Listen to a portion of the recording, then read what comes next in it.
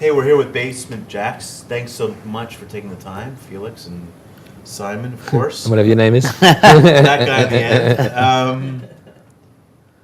It's weird because we don't often see you guys. We just know that you're the DJs or the musicians behind the music. Yeah. But we very rarely get a chance to see you guys. Right? We rarely go out of doors. We kind Right. of stay in a little kind of boat in the Thames in London. Yeah. Scars is your 5th album, 9th if you count all the compilations that sort of you guys have been on. Nice background work. Yeah, I like that. And it's only been in like 10 years, right? Like your first record came out in '99, so that's Yeah. Well, we started in '94, Right. but we signed to XL, which was like a proper record company in '98. And still fairly prolific. Even if it's 15 years to put out Yeah. 9 records, that's fairly prolific. That's pretty good, yeah. Like how is the pace? Like And we've just finished another album as well. an EP though, right? Well, I don't know. It's about 35 minutes. Yeah, What, is that an continuous album or music. not? I don't know. it's the part 2 to Scars. Are you charging $12.99 or $7.99 for it? I'd have thought $7.99. What's then it's an EP? I mean, is it? No, I don't know. I mean, all albums are generally cheap in England now Yeah. anyway. So Oh, really? Yeah. So it's whether you do $7.99 or $4.99. Oh, I really. see. Okay. Yeah. So if you're charging the album price, let's call it an album. Yeah, I guess so. Well, it'd be nice to make it cheap, but Right. not too cheap. Well, Because yeah. if it's too cheap or free, people kind of go, it can't be that good, or, I mean, it was all right for Radiohead. They did it. They're like, hey, we're going to give it away free. I was like, oh, how original. Now they just say, oh, everyone gives away their Yeah. stuff for free. So it's one of those difficult things. So fairly prolific career, and you've worked with tons of people, and I would imagine that the influence on the music that you make, although electronic music, the influence on the music that you make is probably fairly wide as well. Yeah. We ask everybody who sits down to talk about 5 records that influence the music that they make. Mm-hmm. Could you do that for us? Outcast, The Love Below. I think that I loved a lot of music on that, and that's definitely played a part in kind of the way I viewed Basement Jaxx music, because it had things like Hey Ya, and then it had a Prototype, and Take Off Your Cool, which is a light acoustic song which I really like, and then it had My Favourite Things by John Coltrane that he did a drum and bass version of. And My Favourite Things by John Coltrane is one of my favourite pieces of music ever that I've listened to loads and loads. So, and actually putting that in a contemporary format was good. Yeah. Simon? Well, Parade by Prince. Definitely, I remember hearing that and being really excited by it. At the time, so it's like 85 or something, 86, it sounded just really fresh and really modern at the time. And with him, a lot of the songs in that, they don't have any bass lines. So, and because often when you put a bass line in a song, it kind of weighs it down. It makes it not, I don't know, it loses its punch somehow. But you want bass to be in there. And anyway, somehow he did it. And I loved his voice. I loved the sparse production. So yeah. Does Prince ever do anything that's bad, ever? Well, he's gone off and done little, self-indulgent things that Right. some people can, that are less commercial. I don't know. Maybe Our Zephyr is a bit of one of those Prince wanderings, but they're good things. He's a musician and he loves making music and he just doesn't stop. Right. So, I mean, I liked the thing he did. What was it? What was the album? I've forgotten the name. Where it's just him jamming. I've forgotten the name. Yeah, it's totally gone. But the one he did before, he had a kind of bit of a comeback. Right. Anyway, yeah, I like his stuff when he goes off and noodles and, Right. and isn't making pop songs. And you guys don't do that probably enough, right? Maybe in a live setting you can do it, but on Going off record- noodling, you mean? Yeah, going off noodling. Well, Zephyr is a bit of a noodle. Right. It's a bit of a long noodle. And we've always on our album, we've had little bits where we've kind of tried to sort of reflect, our more kind of deeper moments of reflection and stuff, And we've had, so this is us just doing that for a full half hour. Because there are people who like that. Well, in a live setting, probably it's easier too, right? Than necessarily because you have more space to jam. And we do loads of stuff that's all over the place and very tangential that no one ever hears, because no one sees where it fits in with anything, which it doesn't. Yeah. Right.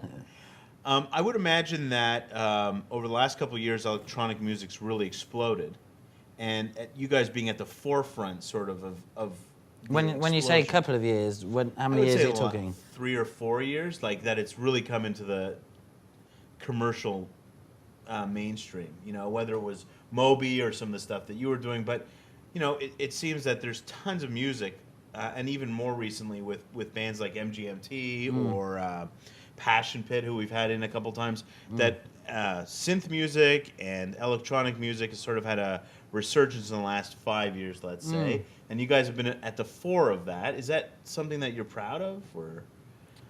Well, I mean, with bands like MGMT, I don't particularly see that as a connection with what we do. Although I think it's great what they do. And actually, Passion Pit, we met them not long ago, and they were very thrilled to be on the same bill as us, and which is really good. But I don't know. I suppose the thing that's new is rock bands have got into electronic. Right. So I mean, everyone else was into it before. Yeah. They're just a bit slow.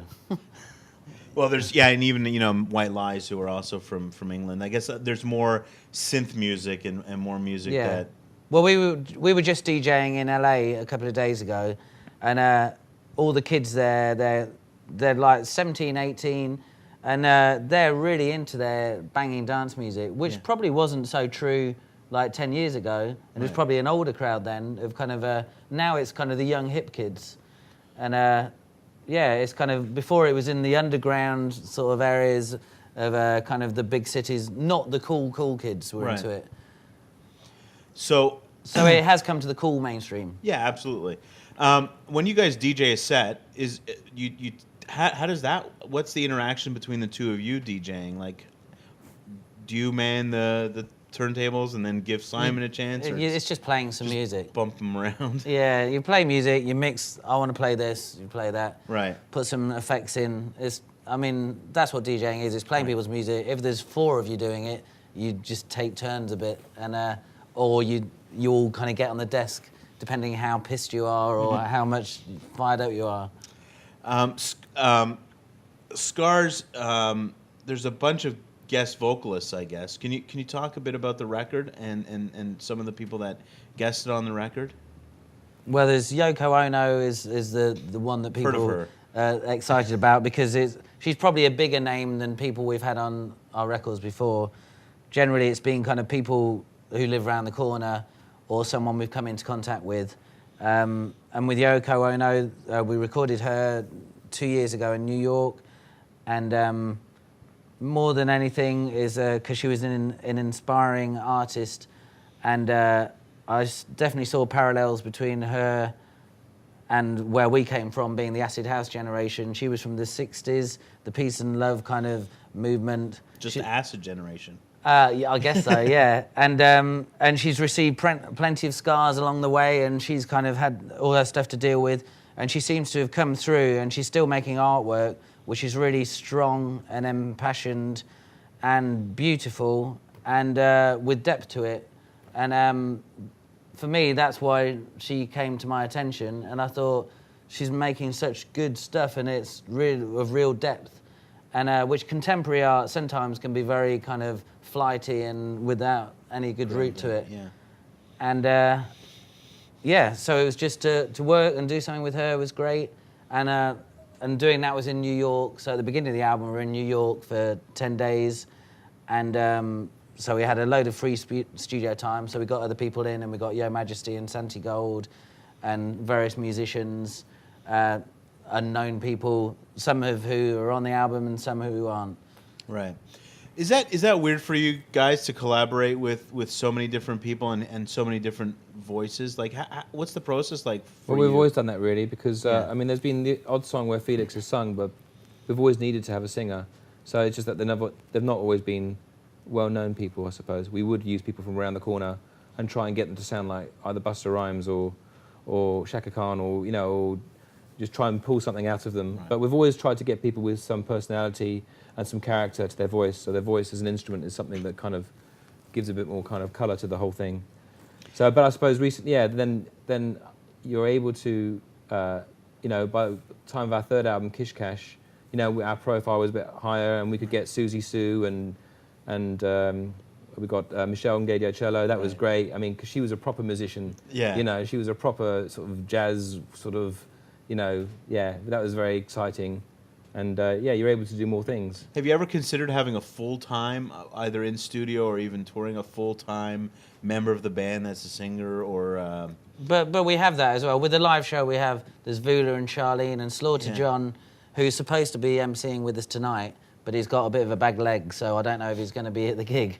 And Vula, who sang "Oh My Gosh" song, and she's on backing vocals all over the place on loads of. But we're not albums. known to have. I mean, in a way, it would make it easier, probably, like to work out what Basement Jaxx is if we had one lead person who's the singer. Yeah. But that's just not the way we work. I think we like to kind of play with all the different textures and possibilities out there.